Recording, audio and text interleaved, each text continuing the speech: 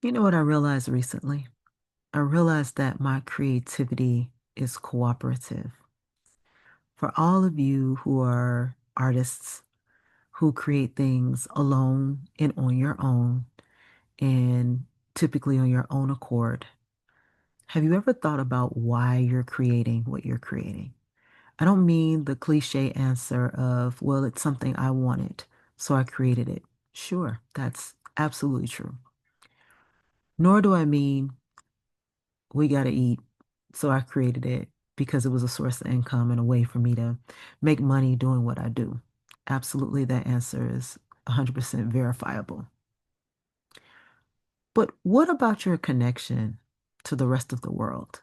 How does your work or your creation fit in to connect with the rest of the world as it is?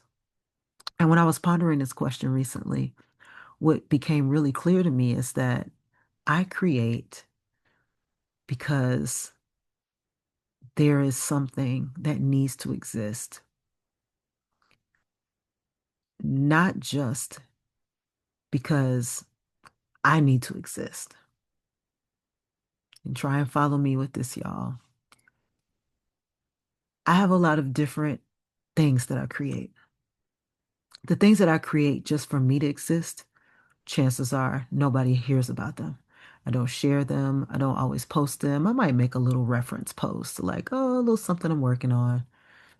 But those are things that I have deemed as being necessary for me to exist, meaning that I needed to get that expression out. These are things that interest me.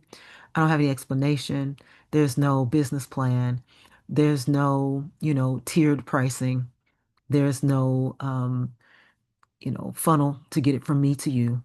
It's just something that I've created because it matters to me, because it's something I care a lot about and something I feel deeply in my spirit is really important. But what about those other things that get created? And in my instance, those other things I create that I want to share with people, not just because they're cool and creative, but I want to share them with people because I want people to experience what I've created for them.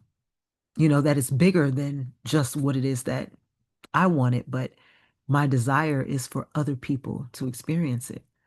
And that could never be anything that would be connected to just me creating for myself. It's cooperative. It's almost as if I know at the moment that I'm creating something that what I'm creating is going to matter and inspire or motivate someone else in what it is that they're creating.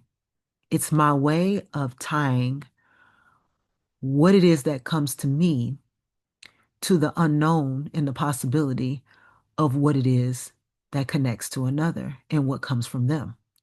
In other words, there's no marketing plan for this creation. It's so organic and original and it's intuitive. It's based off of feeling. It's based off the knowing, actually. It's based off of knowing, but what it knows is just that it needs to be shared. It doesn't need the whole backstory and intel of, you know, what a person is going to do with it. It's kind of like when you go in a gallery and you see paintings on the wall or pictures on the wall in frames or on canvases, and they have a little name and a dimension and a price, but no description. And maybe they'll even tell you the materials, but you have no idea what this is, where it came from. And really, the only connection between you and that painting is what you get from it that's going to open up to what it is that you want to do. In other words, I sold a couple of paintings this year. They're not paintings, they're photographs, but I sold a couple of prints this year. And I had not intended on selling these prints, but people started asking for them. I mean, my career as a photographer has come and gone, but I still take pictures of things because I want to show people. And people still are interested in the things that I created before because of what they showed people. And so when someone decided that they wanted to purchase my photography, I was elated because in that moment, I said, wow, what I did without explaining it connected to something in someone else that they didn't need permission from me to connect, nor did they need explanation from me to connect. And I didn't need clearance from them or explanation from them to purchase. It was a silent transaction where what was shown and what was desired met. And that's actually the world that we live in. We don't act like that's the world we live in. A lot of times we act like there needs to be some long, drawn out thing. There needs to be some deep strategy and plan. And it just sucks the life, I mean, the life out of synchronicity. It just completely annihilates our intuition and our connection in such a natural way. It's like our connection becomes this super highway that we feel responsible for constantly traveling on. When the truth of the matter is, that super highway is not even where we want to be. It's not even our favorite route. So we don't always connect with people on this other plane, whether that is telepathic, intuitive, any of the clairs, you know, through our mystical experiences, we've become less mystical because we are feeling that no matter what it is that we're going through, we have to have so much deep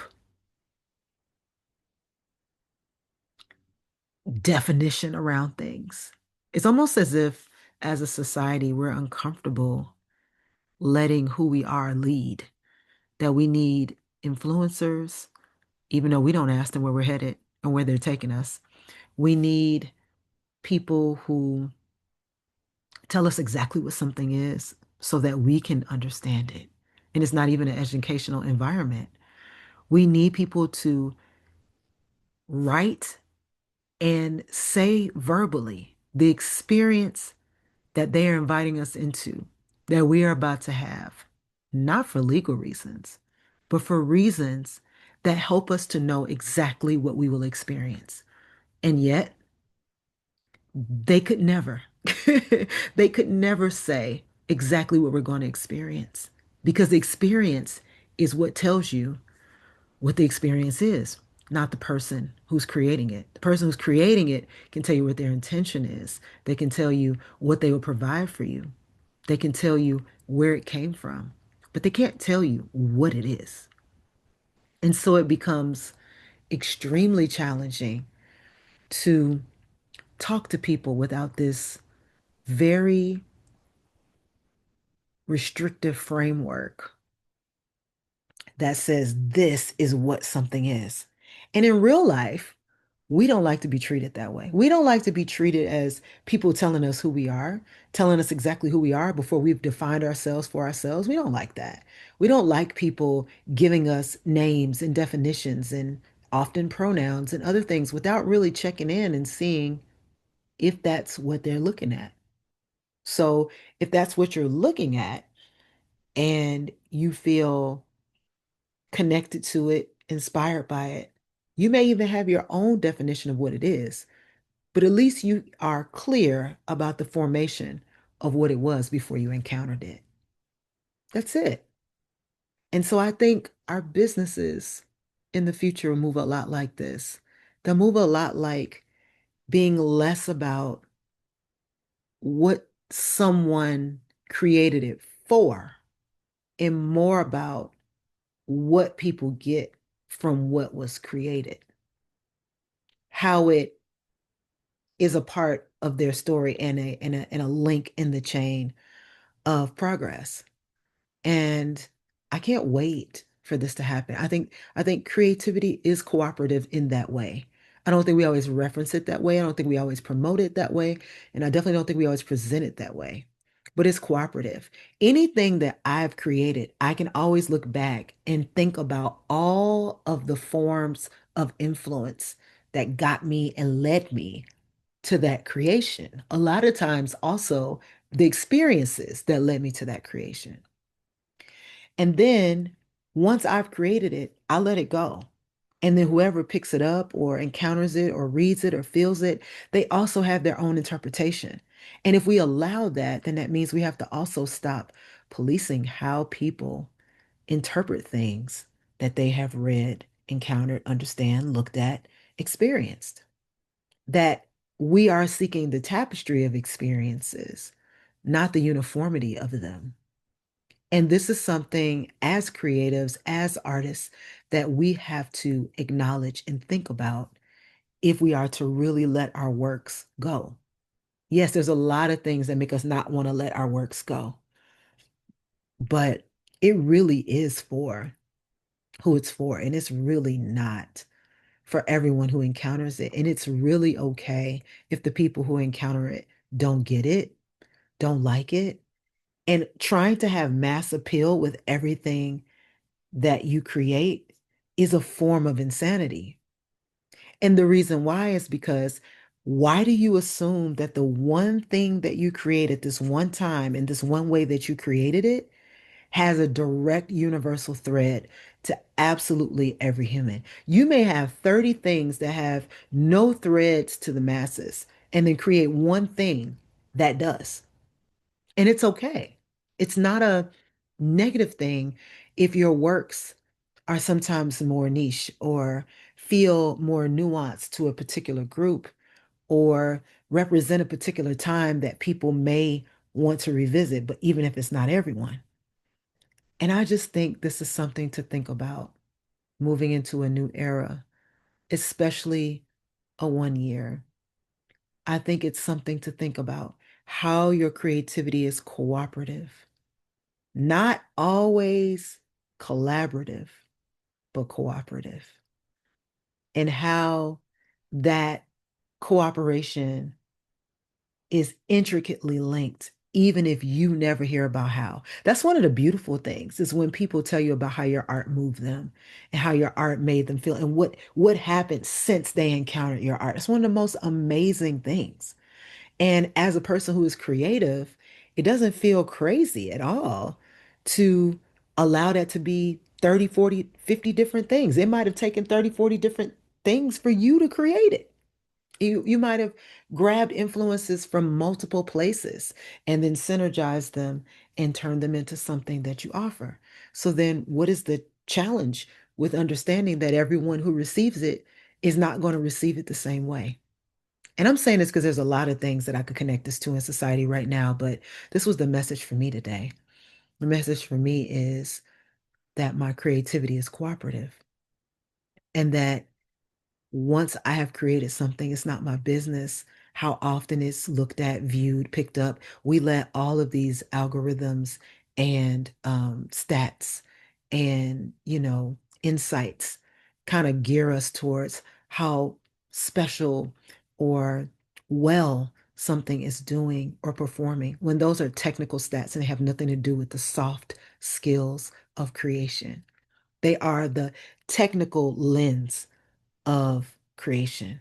But the soft skills of creation definitely highlight where those intersections are, where what someone creates touches something. And this is the reason why people love to meet their favorite artists. They love to meet their favorite artists so they can tell their artists, hey, this is the intersection where your work touched my life. This is the place where what you did helped me do what I'm doing. And that should never disappear. And we should always, if we can, understand that our work is cooperative in that way, that who we are and what it is that we do is important because it connects and it is received energy that can sit with someone a while, that can instantly motivate someone, that can change form and change shape, but that the through line is still going. And this is the format of, I think, businesses we'll see in the future. Responsive business. It's not static. It may change based on what's going on in the world, but then also who picks it up can change the value and the context of it and move that forward. And shall we keep those lines connected? Shall we keep those dots connected? That's all I want to say. Think about your work in this way. Think about your work in the way of how is what I'm creating leaving open the opportunity for other people to pick up where I left off and continue it with what I created in honor of the process of my creation and with encoded knowledge of how to be better or more connected to what it is that they do through my own creating. How can I be more cooperative in my creation? How can I allow what comes through me to be so connected that I don't have to do the connecting?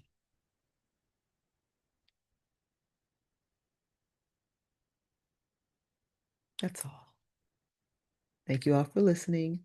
As usual, like, comment, share, subscribe, and really take this inside. We've got a couple of more days left before a big change, which is really a flip. But let's use the force.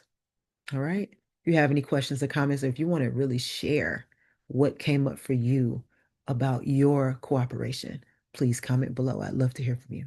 All right. Peace.